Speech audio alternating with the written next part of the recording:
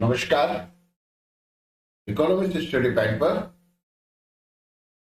मैं प्रभात कुमार विश्नोई आप सबका अपने समस्त व्यूअर्स का हार्दिक अभिनंदन करता हूं। आइए शुरू करते हैं आज की अपनी ऑनलाइन क्लास।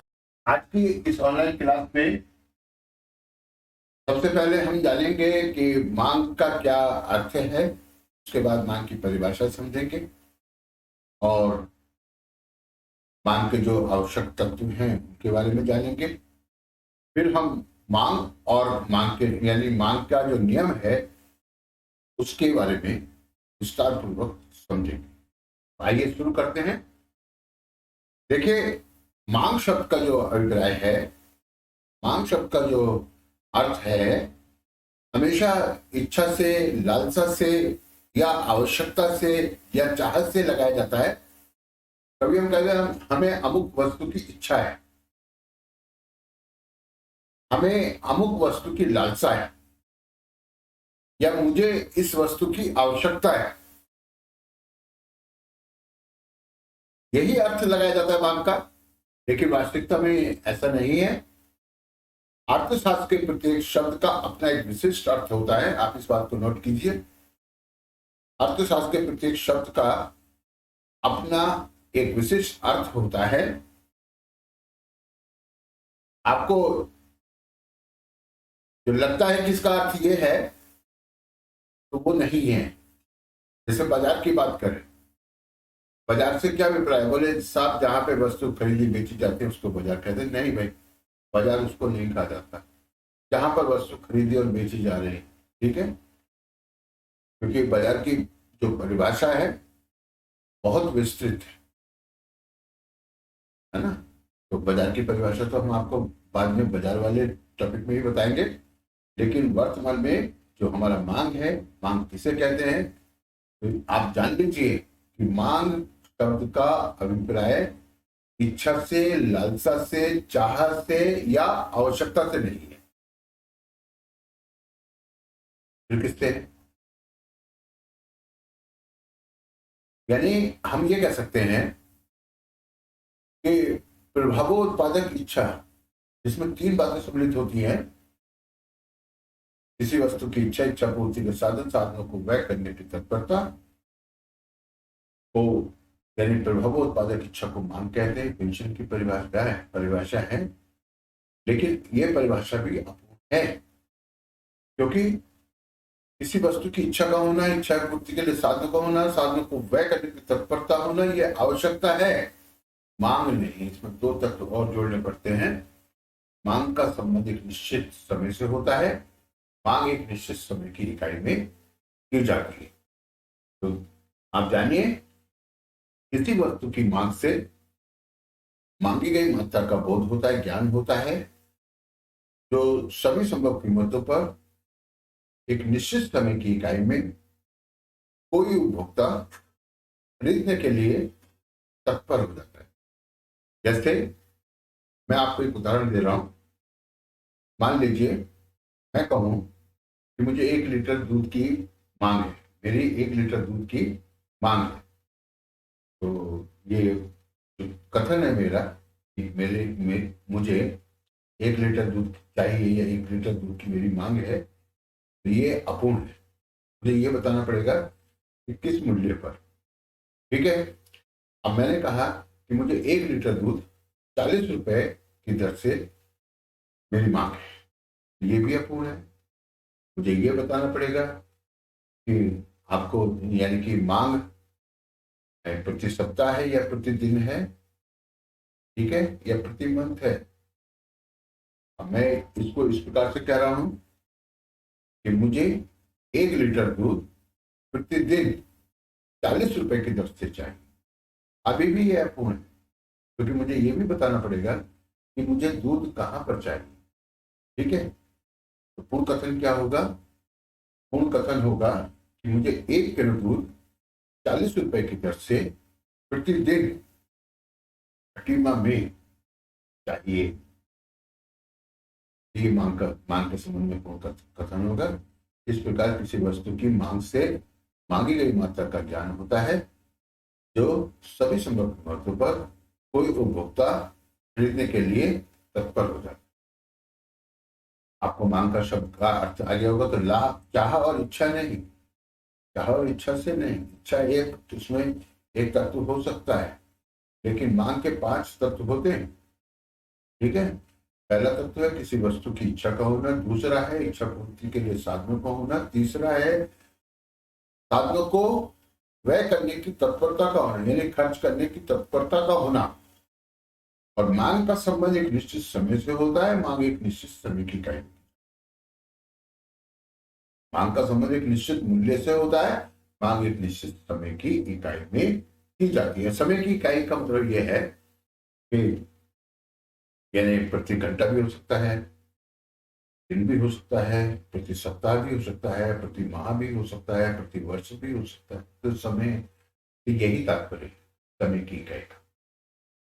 चलिए, अब मांग की जो परिभाषाएं हैं, जो विविध अर्थशास्त्री ने मांग को परिभाषित किया है, तो आपको इंटरमीडिएट में कम से कम 3 परिभाषा तो निश्चित याद ही होनी चाहिए। और बीए स्टैंडर्ड में यदि आप हैं तो कम से कम 5 परिभाषा जरूर याद कीजिए। ठीक है, चलिए मांग की परिभाषा देखते हैं। प्रोफेसर पेंशन की परिभाषा है, उन्होंने कहा है प्रभावो उत्पादक इच्छा ही मांग है, अर्थात ऐसी इच्छा जिसकी पूर्ति के लिए हमारे पास साधन हो, जिन्हें हम व्यय करने के लिए तत्पर हो। मैंने पहले भी बताया कि यह आवश्यकता की परिभाषा है मांग की।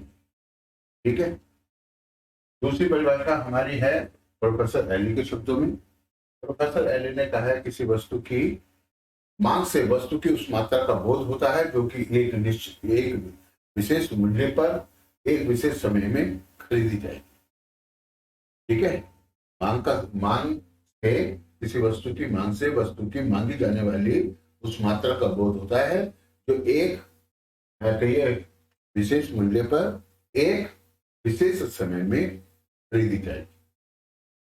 ठीक है, आइए तीसरी परिभाषा देखते हैं। Professor JS. मिल की परिभाषा है। उन्होंने कहा है किसी वस्तु की मांग किसी वस्तु की वह मात्रा है जो कि कोई व्यक्ति एक दिए हुए मूल्य पर खरीदने के लिए तत्पर हो जाता है। चलो, मांग किसी वस्तु की वह मात्रा है जो कि किसी दिए हुए मूल्य पर कोई व्यक्ति खरीदने के लिए तत्पर हो जाता है, तो इसको याद रखिए। इसके बाद प्रोफेसर मेयर्स की परिभाषा है। प्रोफेसर मेयर्स ने क्या कहा है, किसी वस्तु की मांग उन मात्रा की सारणी होती है जिन्हें क्रेता समय विशेष पर सभी संभव कीमतों पर खरीदने के लिए तत्पर हो जाता है। सारणी तो जानते हो ना, तालिका, टेबल, इसको कहिए अनुसूची भी कहते हैं। ठीक है, तो मेयर्स की जो परिभाषा है, किसी वस्तु की मांग उन मात्राओं की सारणी होती है जिन्हें क्रेता समय विशेष पर सभी संभव मूल्यों पर खरीदने के लिए तत्पर हो जाता है। नेक्स्ट परिभाषा बोवर की है। ये परिभाषा बहुत अच्छी है क्योंकि इस परिभाषा को उन्होंने बहुत ही विस्तार पूर्वक दिया है ना। उन्होंने ये भी बताया है कि जो आय के विभिन्न स्तर हैं उन पर, प्रचलित मूल्यों पर और संबंधित वस्तु के मूल्यों पर जो मात्रा मांग की मांगी जाती है उसको मांग। पहले देखिए क्या कहा उन्होंने, मांग से हमारा अभिप्राय किसी वस्तु या सेवा की उन विभिन्न मात्राओं से होता है। किसी वस्तु या सेवाओं की भी मांग करते हैं, जैसे एक डॉक्टर की सेवा है, एक नर्स की सेवा है, कंडक्टर की सेवा है, वकील की सेवा है, तो सेवाओं की भी हम मांग करते हैं। मांग से हमारा अभिप्राय किसी वस्तु या सेवा की उन विभिन्न मात्राओं से होता है जो कि बाजार में किसी निश्चित अवधि में उपभोक्ताओं के द्वारा विभिन्न मूल्यों पर, वस्तु विशेष के विभिन्न मूल्यों पर या विभिन्न आय स्तर पर अथवा संबंधित वस्तुओं के विभिन्न मूल्यों की दिशा में खरीदी जाती है।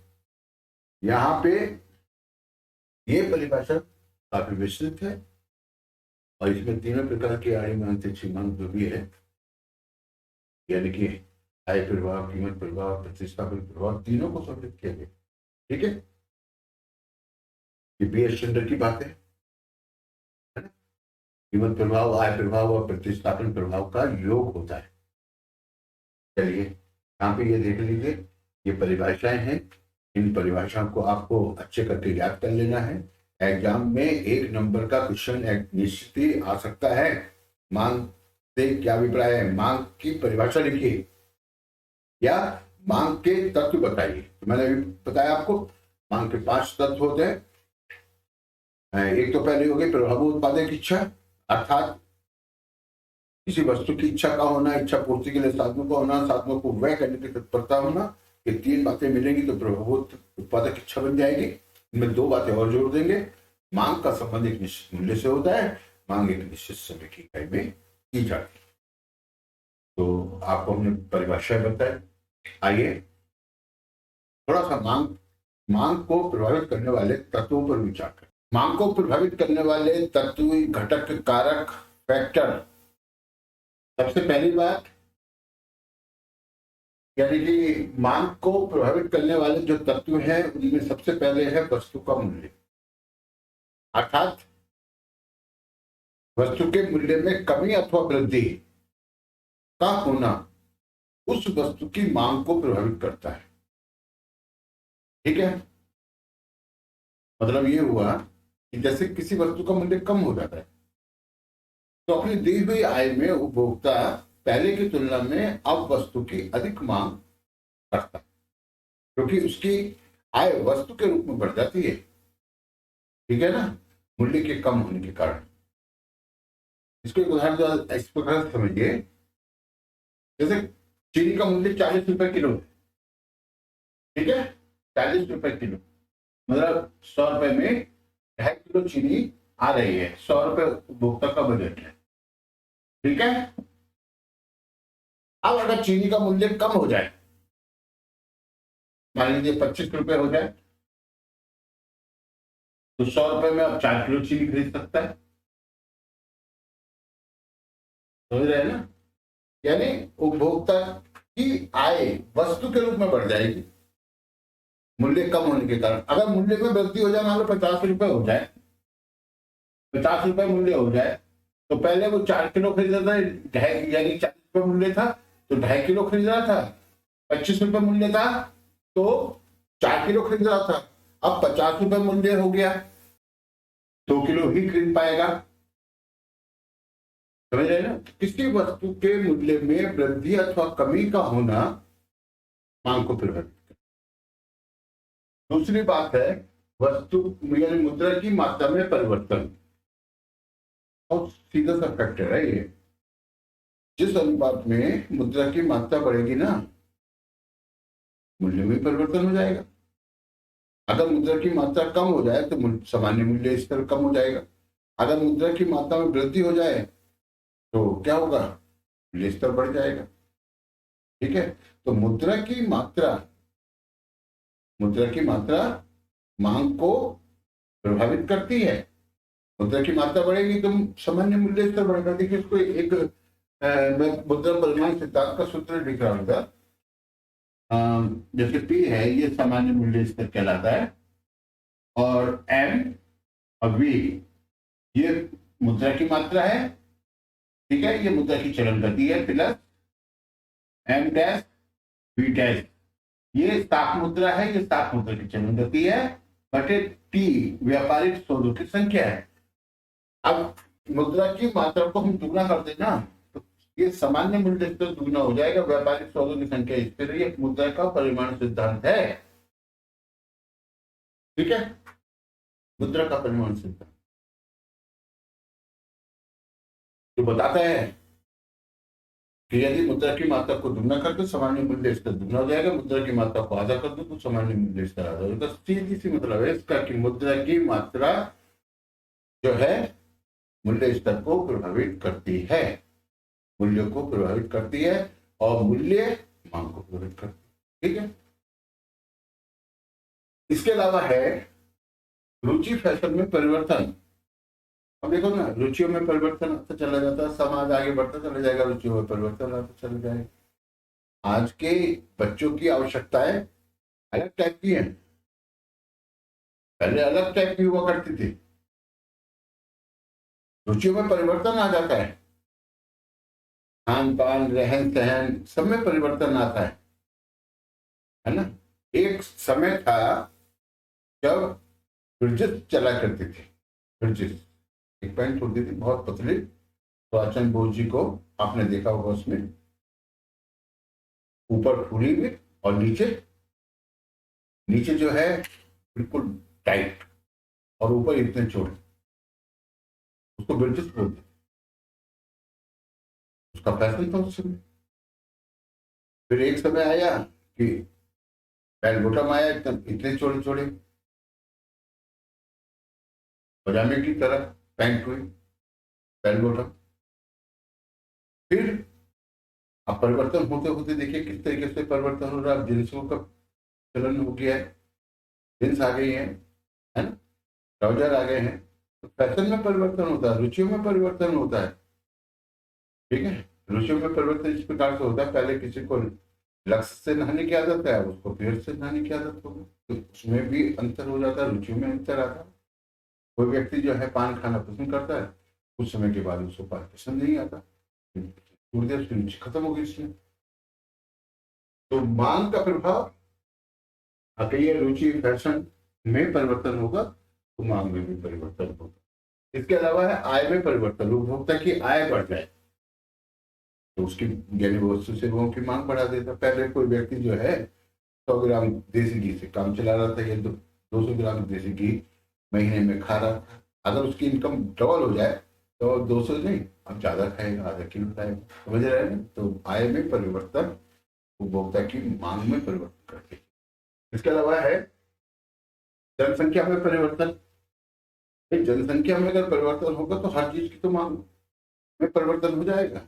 अगर जनसंख्या बढ़ेगी तो किस चीज की मांग नहीं बढ़ेगी, चाहे वो यातायात की मांग हो, चाहे वो अन्न की मांग हो, चाहे वो कपड़ों की मांग हो, चाहे वो स्कूल की मांग हो। भाई स्कूलों की तो मांग होगी ना बच्चों के एडमिशन के लिए, हर चीज की मांग बढ़ेगी, स्वास्थ्य सेवाओं की मांग बढ़ेगी, है ना। तो मांग पर जनसंख्या का तो बहुत ही ज्यादा प्रभाव पड़ता है। जनसंख्या घटने के कारण मांग घटेगी और जनसंख्या बढ़ने से मांग बढ़ेगी। धन के वितरण में परिवर्तन, धन का जो वितरण होता है समाज में, किस प्रकार का धन का वितरण है, समान या असमान, इसको देखना है। अगर धन का वितरण समान हो जाए तो उसका मतलब होगा धनिक वर्ग जो है वो धीरे धीरे सफा हो गया, मध्यम वर्ग और निर्धन वर्ग ऊपर आ रहे हैं। तो मतलब ये होगा कि विलासिता की जो वस्तुएं होती हैं, विलासिता की आवश्यकता वाली जो वस्तुएं होती है, उनकी मांग समाज में कम हो जाएगी और आरामदायक और अनिवार्य वस्तु की मांग बढ़ जाएगी, ठीक है। इसके अलावा व्यापार की दिशाओं में परिवर्तन, कभी तेजी का माहौल देखा जाता है, कभी मंदी देखी जाती है ना। पिछले दिनों में देखा 100 रुपए के 2 किलो, 2.5 किलो, 3 किलो सेब है। कभी मंदी का माहौल होता है, कभी तेजी का माहौल होता है। आज और परिवर्तन हो गया, आज 150 रुपए किलो हो गया सेब। तो ये जो परिवर्तन है ये व्यापार चक्र पर निर्भर करता है, यानी कभी तेजी का माहौल, कभी मंदी का, ठीक है। तेजी तेजी काल में क्या होता है, लोगों की मौद्रिक आय बढ़ती है, अर्थात जब मुद्रास्फीति होती है उसमें क्या होता है, लोगों की मौद्रिक आय में परिवर्तन होता है, मौद्रिक आय बढ़ती है। मौद्रिक आय के बढ़ने से मंदी काल में मौद्रिक आय में कमी आती है, फलस्वरूप क्या होता है, जब यानी कि मौद्रिक आय घटेगी तो मांग, वस्तुओं एवं सेवाओं की मांग भी घटेगी, समझ गए ना। मंदी का तो बहुत ही बुरा होता है, उसमें तो मांग जो है मतलब घटते घटते बहुत ही कम हो जाती है और रोजगार वगैरह भी खत्म हो जाएगा, वो आय नहीं होगी तो फिर मांग कहाँ से, ठीक है ना। चलिए आगे बढ़ते हैं। भविष्य में किसी वस्तु के मूल्य में वृद्धि की संभावना, मान लीजिए कल चीनी का मूल्य 80 रुपए किलो होगा, आज 40 रुपए किलो, कल 80 रुपए किलो, क्या करना है, आज ही खरीद के रखनी पड़ेगी ना। अगर मान लीजिए भविष्य में किसी वस्तु का मूल्य कम होने की संभावना हुई तो क्या करेंगे, तो जब कम हो जाएगा तब खरीदेंगे ना। तो किसी वस्तु के मूल्य में भविष्य में परिवर्तन की यदि संभावना है तो वो उसकी मांग को ठीक है। इसके अलावा स्थानापन्न वस्तु के मूल्य में परिवर्तन, दो वस्तुएं जो कि एक दूसरे के स्थान पर प्रयोग की जाती है, जैसे चाय और चीनी, चाय और कॉफी, चाय और कॉफी, ये दो वस्तुएं हैं, इसको एक्स मानिए, इसको वाई मानिए। आप इन दोनों वस्तुओं में से किसी भी वस्तु का प्रयोग कर सकते हैं। चाय अगर चाय ना मिले तो हम कॉफी का प्रयोग कर सकते हैं, कॉफी ना मिले तो चाय का प्रयोग कर सकते हैं। दोनों एक दूसरे की स्थानापन्न वस्तुएं हैं और ऐसे अनेक वस्तुएं होती है। तो यदि यानी चाय का मूल्य बढ़ जाए और कॉफी का मूल्य गिर रहे, क्या होगा? लोग चाय का प्रयोग कम और कॉफी का प्रयोग ज्यादा कर देंगे। जैसे गुड़ और चीनी है, गुड़ और चीनी ये भी दोनों स्थानापन्न है। अगर चीनी 80 रुपए किलो हो जाए, ठीक है, तो जो लोग पहले चीनी का प्रयोग कर रहे थे गुड़ का प्रयोग करेंगे, जबकि गुड़ का मूल्य स्थिर है।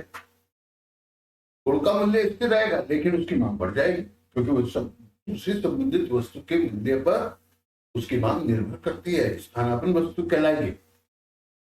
इसी प्रकार संयुक्त मांग वाली जो वस्तुएं, कार और पेट्रोल, अगर कार का मूल्य सस्ता हो जाए तो लोगों की कार खरीदने की मांग बढ़ जाएगी, कार की मांग बढ़ जाएगी, और यदि कार की मांग बढ़ेगी तो पेट्रोल डीजल की मांग ऑटोमेटिकली बढ़ेगी, चाहे उसके मूल्य में कमी ना हो। तो संयुक्त मांग वाली जो वस्तुएं होती है, जैसे कार के साथ पेट्रोल, अगर चाय की मांग है तो उसके साथ चीनी, दूध की मांग, ये संयुक्त मांग वाली वस्तुएं कहलाएगी। तो इस प्रकार हमने देखा मांग के अनेक तत्व हैं जो मांग को प्रभावित करते हैं। आप इन तत्वों को याद कीजिए, क्योंकि जब मांग का नियम आएगा तो उसमें मांग के नियम की जो मान्यताएं होंगी, उसमें आय, आदत, रुचि, स्वभाव, फैशन इत्यादि में परिवर्तन नहीं होना चाहिए। उपभोक्ता की आय में परिवर्तन नहीं, भविष्य में मूल्य के बढ़ने की संभावना नहीं होनी चाहिए, घटने की संभावना नहीं होनी चाहिए। अनेक मान्यताएं होंगी। जब ये आपको तत्व मालूम होंगे तो आप मांग के नियम की मान्यताएं आसानी से याद कर पाएंगे। ठीक है, तो इस वीडियो में इतना ही। अगर आपको पसंद आया हो तो लाइक और सब्सक्राइब जरूर कीजिएगा। वीडियो सब देखते हैं 95% लोग में से केवल 3-4% लोग वीडियो सबको सब्सक्राइब कर पाते हैं। मेरे को ये समझ में नहीं आता है कि भाई कोई किसी प्रकार की कोई पेनल्टी नहीं पड़ रही है, आपको एक अच्छा चैनल भी मिल रहा है पढ़ने के लिए, तो वीडियो सब्सक्राइब करने में क्या जा रहा है? थोड़ा प्लीज सब्सक्राइब जरूर कर दीजिए। अगर पसंद आए लाइक और कमेंट भी कीजिए, और आपको किस भी टॉपिक पर वीडियो चाहिए आप बताइए। ठीक है, आज के लिए इतना ही। नमस्कार, धन्यवाद। आज की ऑनलाइन क्लास में आप सबका स्वागत है। आज हम मांग की अनुसूची अथवा मांग तालिका तथा मांग वक्र के बारे में समझेंगे।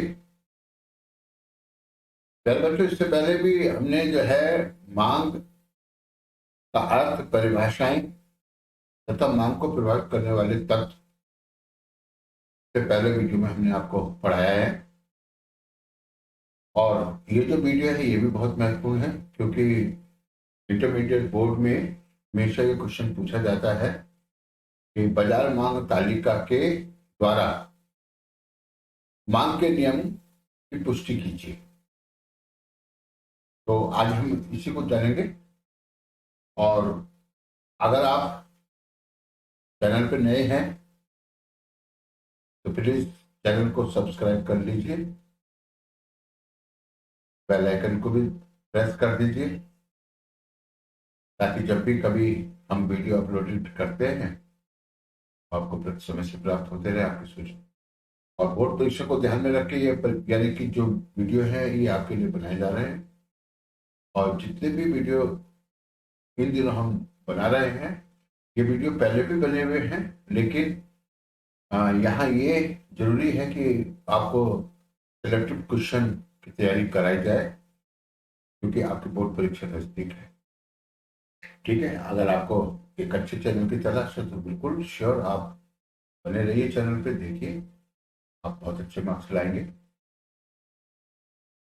यहाँ ये भी है कि चैनल देखने वाले तो बच्चे करीबन 1700-1800 होते हैं, लेकिन सब्सक्राइब उनमें से 93%, 95% ऐसे लोग बच्चे होते हैं जो चैनल को सब्सक्राइब नहीं करते।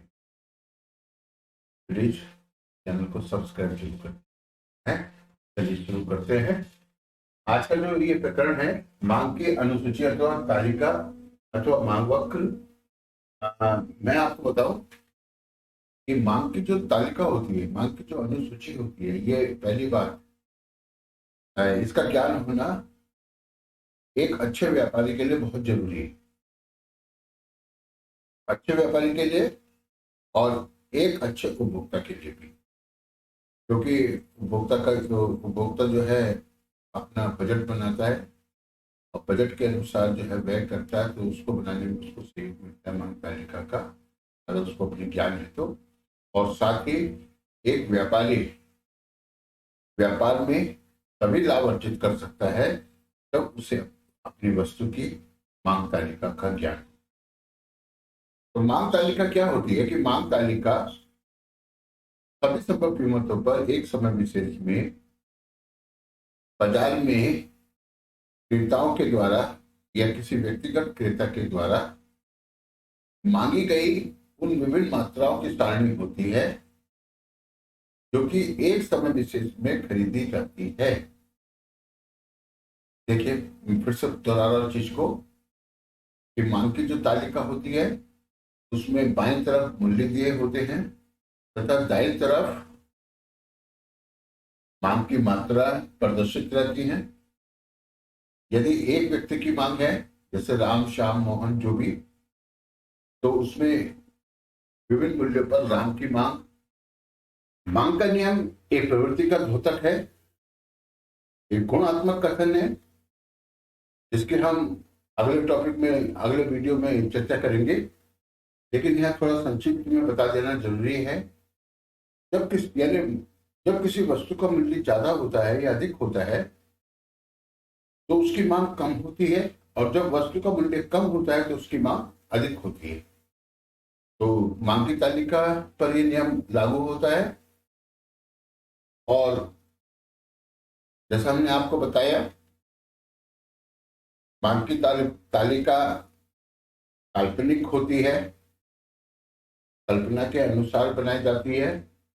किसी एक व्यक्ति से पूछा जाए कि वो अमुक अमुक मूल्य पर वस्तु की कितनी कितनी मात्रा मांगेगा या कितनी कितनी मात्रा खरीदना चाहेगा, तो एक व्यक्ति के लिए यह बता पाना बहुत ही कठिन होता है, वो इसको सही से नहीं बता पाता है।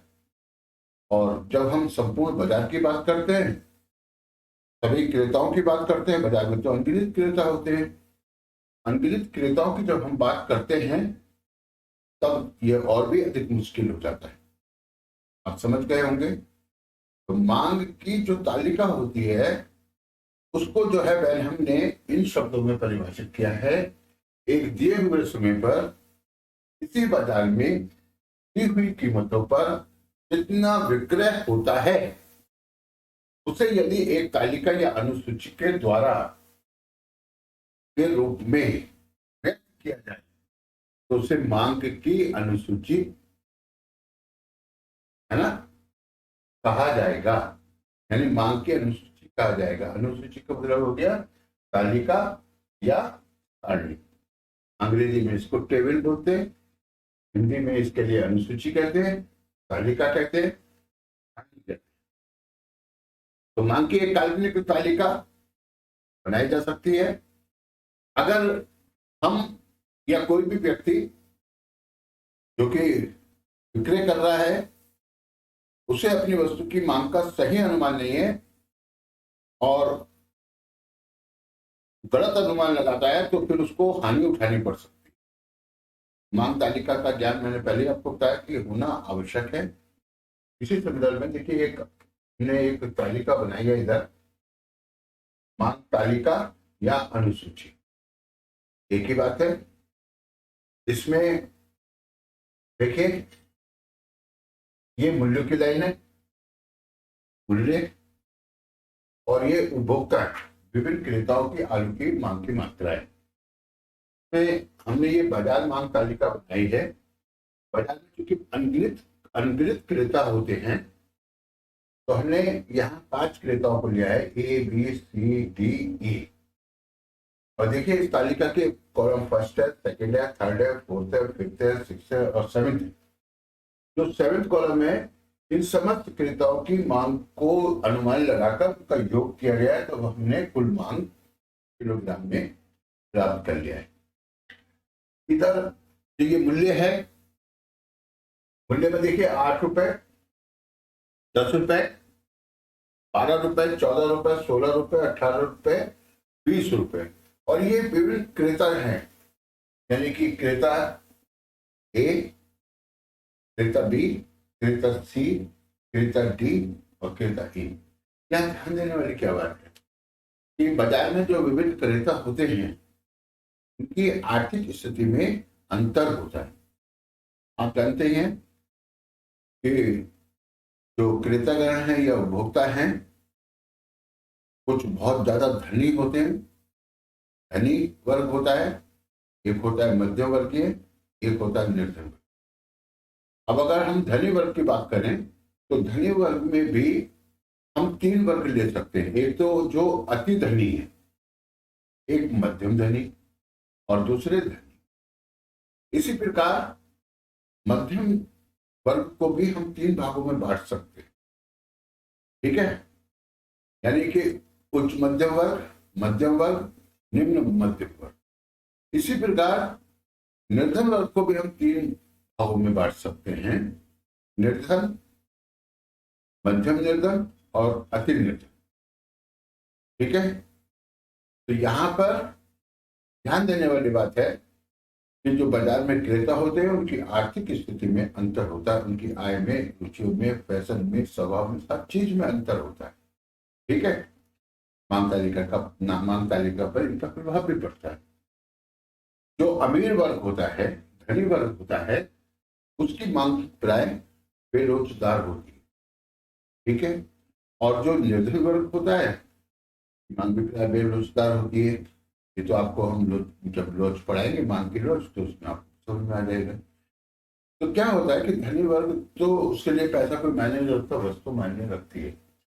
अब मान लीजिए जो हमने तालिका बनाई है, इस तालिका में ए सबसे धनी व्यक्ति है, बी उससे कम, सी उससे कम, डी उससे कम और ई सबसे कम धनी, या समझ लीजिए जो भी। अब देखिए जब आलू का मूल्य 8 रुपए किलोग्राम होता है, तो ए व्यक्ति 50 किलोग्राम मांग है उसकी, बी व्यक्ति की भी मांग 50 किलोग्राम है, सी की मांग 40 किलोग्राम है, डी की मांग 30 किलोग्राम है, ई की मांग 20 किलोग्राम है, और इन सब की मांगों को हमने जोड़ दिया तो 190 किलोग्राम ये जो है आलू की मांग आ गई 8 रुपए मूल्य। इसी प्रकार जैसे जैसे मूल्य बढ़ता है, तो ए की मांग में तो कोई परिवर्तन नहीं हो रहा है, लेकिन बी पहले उसकी 50 थी, अब 45, फिर 40, फिर 38, 36, 32, 30। इसी क्रम में जो सी उपभोक्ता है वो 40, 38, 36, 30, 20, 15 और 10 किलो की मांग कर रहा है इन विभिन्न मूल्यों पर, ठीक है। डी व्यक्ति क्या है, 8 रुपए पर वो 30 किलो की मांग कर रहा है। 12 रुपए मूल्य पर उसकी मांग 18 किलोग्राम की है, और 16 रुपए मूल्य पर उसकी मांग 8 किलोग्राम है, और जबकि 20 रुपए जो मूल्य होता है तो उसकी मांग 3 किलो आलू की है, ठीक है। इसी प्रकार ई जो है भुगता ई या क्रेता ई, ये 8 रुपए में 20 किलो आलू खरीद रहा है, और 18 रुपए पर 5 किलो और 20 रुपए पर 2 किलो आलू खरीद रहा है। इन सब यानी 20 किलो पर उसकी कोई मांग नहीं है। अब इन सारी जो मांग है ए बी सी की विभिन्न मूल्यों पर, इनका हमने योग किया और इस प्रकार से हमको एक जो तालिका प्राप्त हुई है, इसको हम कहेंगे बाजार मांग तालिका। बाजार मांग तालिका या अनुसूची, ठीक है। बाजार मांग तालिका या बाजार मांग अनुसूची या बाजार मांग सारणी। अब यहाँ पे ध्यान देने वाली बात यह है कि जैसे जैसे वस्तु का मूल्य बढ़ता है, कुल मांग जो है क्रम से घटती चली जाती है। जैसे जैसे मूल्य घटता है, कुल मांग बढ़ती चली जाती है। मांग का यही नियम है। अन्य बातें समान रहने पर यदि बिक्री हेतु बाजार में वस्तु की अधिक मात्रा प्रस्तुत की जाए तो उसे मूल्य कम करके ही बेचा जा सकता है, ताकि उसके लिए खरीदार मिल सके, क्योंकि उपभोक्ता कम मूल्य पर वस्तु की अधिक मांग करते हैं और अधिक मूल्य पर कम मांग करते हैं। मार्शल की परिभाषा है, मांग के नियम की परिभाषा है। मांग के नियम को बाजार मांग तालिका स्पष्ट करती है। बाजार मांग तालिका की बात करें या मांग की तालिका की बात करें तो मांग की तालिका दो प्रकार की होती है। एक होती है व्यक्तिगत मांग अनुसूची, दूसरी होती है बाजार मांग अनुसूची। यहां हमने अनुसूची या तालिका बनाई। अब व्यक्तिगत मांग तालिका की जहां तक बात है, इसमें हम यानी कि फर्स्ट कॉलम के साथ में से फर्स्ट कॉलम के साथ यदि सेकंड को या फोर्थ को या सिक्स को, किसी एक को, A B C D E, किसी एक व्यक्ति की मांग को यदि इन मूल्यों के साथ हम प्रदर्शित करें तो वह व्यक्तिगत मांग तालिका बन जाएगी। अब मांग वक्र की बात करते हैं। मांग वक्र मांग अनुसूची के अनुसार एक बाजार मांग वक्र हो सकता है, व्यक्तिगत मांग वक्र हो सकता है। यदि इस अनुसूची के आंकड़ों को एक ग्राफ पेपर पे अंकित करें तो मांग वक्र बन जाता है। मांग वक्र जो बनता है उसका जो ढाल होता है वो बाएं से दाएं की ओर, नीचे की ओर ऋणात्मक होता है, गिरता हुआ होता है। आइए इस अनुसूची के अनुसार मांग वक्र को समझें। तो पिछली जो तालिका हमने आपको दिखाई, आपने ध्यान से देखा होगा, उसको नोट भी किया होगा कहीं पर। यहाँ मैंने थोड़े से उसके आंकड़े लिख लिए हैं। 8 रुपए मूल्य 190 किलोग्राम मांग की कुल मांग, 10 रुपए मूल्य पर ये मूल्य है और ये मांग, यानी इन विभिन्न मूल्यों पर कुल मांग यानी A B C D E की कुल मांग का जो योग था वो 190 है। 10 रुपए पर 169 और 12 रुपए मूल्य पर 154 किलोग्राम, 14 रुपए मूल्य पर 136 किलोग्राम और 16 रुपए मूल्य पर 119 किलोग्राम, 18 रुपए मूल्य पर 104 किलोग्राम तथा 20 रुपए मूल्य पर 93 किलोग्राम। तो इस प्रकार से पिछली तालिका के अनुसार ये मांग दे रखी थी। यहां हमने ये देखिए ग्राफ पेपर आपको बना बनाया मिलता है, और यदि नहीं भी मिलता है तो आप कॉपी पर एक अच्छा चित्र बनाने के लिए इस प्रकार से बना सकते हैं।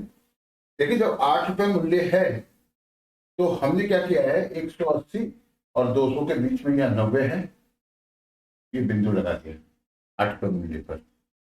इसी प्रकार जब 10 रुपए आलू का मूल्य है तो 169 किलो मांगे, तो 10 रुपए मूल्य पर यहां ये बिंदु लगाया है 160 और 80 के बीच में 79 पर, ठीक है, 179 पर, तो ये बिंदु आ गया है। इसी प्रकार से 12 रुपए पर 154, 14 पर 136 और 16 पर 119, तो 12 रुपए पर 154 और 14 रुपए पर 136 और 16 रुपए पर 119 और 18 रुपए पर 104 और 20 रुपए पर 93। तो इस प्रकार ये हमको बिंदु प्राप्त हो गए हैं। इन बिंदुओं को आप यदि इस प्रकार से मिला देंगे, आप पैमाने से मिलाइएगा ढंग के साथ ताकि तिरछे ना हो, ठीक है, इस तरीके से मिला देंगे तो ये जो वक्र है डी वक्र बन जाएगा। इसको आप मांग वक्र कहेंगे। अब यहां पे देखने की बात यह है कि ये जो मांग वक्र है ये बाएं हाथ से दाएं हाथ को नीचे की ओर गिरता हुआ है, अर्थात ये इस बात का, इस प्रवृत्ति का द्योतक है कि जब किसी वस्तु का मूल्य अधिक होता है तो मांग कम होती है, और जब मूल्य कम होता है तो मांग अधिक होती है। तो ये जो मांग वक्र हमने बनाया, ये बाजार मांग वक्र है। इसी प्रकार से आप व्यक्तिगत मांग वक्र भी बना सकते हैं।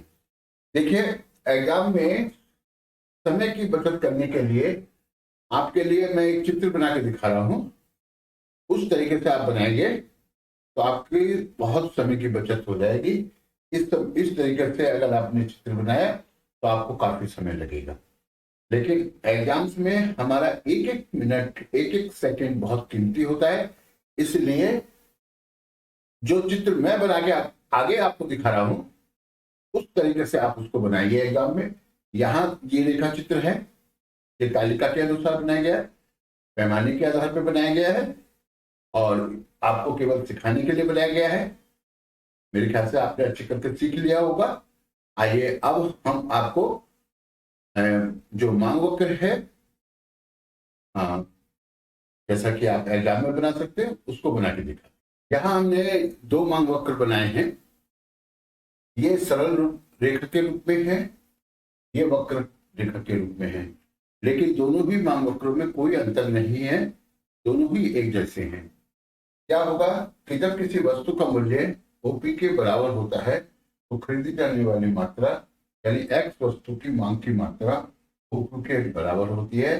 जब वस्तु का मूल्य बढ़कर OP2 हो जाता है तो मांगी जाने वाली मात्रा घटकर किससे, OQ से घटकर OQ2 रह जाती है, अर्थात Q2 के बराबर उसमें कमी आ जाती है। जब वस्तु का मूल्य कम होता है अर्थात P1 के बराबर मूल्य में कमी आती है, वस्तु की मात्रा जो है उनकी मांग से यानी OQ से बढ़कर OQ1 हो जाती है, अर्थात मांग में OQ1 के बराबर वृद्धि हो जाती है। जब मूल्य कम होता है मांग बढ़ जाती है। यही बात यहाँ है।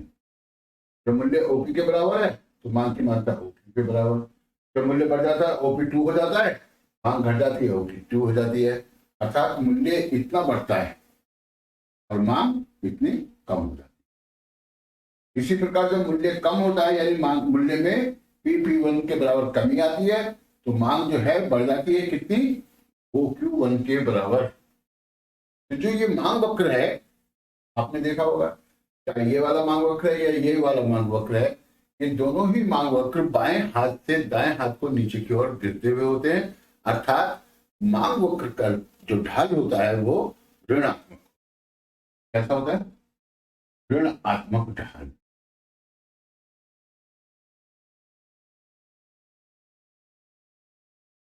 मांग वक्र का ढाल कैसा होता है, ऋणात्मक होता है, नेगेटिव होता है।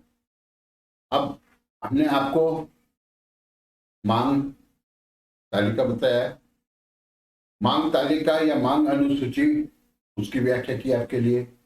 आपको यह भी बताया कि विविध यानी वस्तु क्रेताओं की मांगों को विभिन्न मूल्यों पर जो उनकी मांग की मात्राएं हैं उनको जोड़ लिया जाए, यानी कुल मांग ज्ञात कर लेंगे और उसे श्रेणीबद्ध करेंगे, तालिकाबद्ध करेंगे, तो वो बाजार मांग तालिका कहलाएगी। यदि उस तालिका में हम किसी एक व्यक्ति, मान लीजिए जो पीछे हमने तालिका बनाई है उसमें A अथवा C अथवा D या B या E, किसी एक व्यक्ति की मांग को यदि हम प्रदर्शित करें ग्राफ के द्वारा तो वो व्यक्तिगत मांग वक्र कहलाएगा। और वो जो तालिका हम जो अंकित कर रहे हैं मूल्यों के साथ एक व्यक्ति की मांग को दिखा रहे हैं तो वो व्यक्तिगत मांग तालिका कहलाएगी। तो आपकी मांग तालिका किस समय में आगे होगा, एग्जाम की दृष्टि से सर्वाधिक महत्वपूर्ण क्वेश्चन है, ध्यान दीजिए। हम गारंटी करते हैं कि ये क्वेश्चन एग्जाम में आएगा। क्वेश्चन है, मांग वक्र का ढाल ऋणात्मक क्यों होता है। तो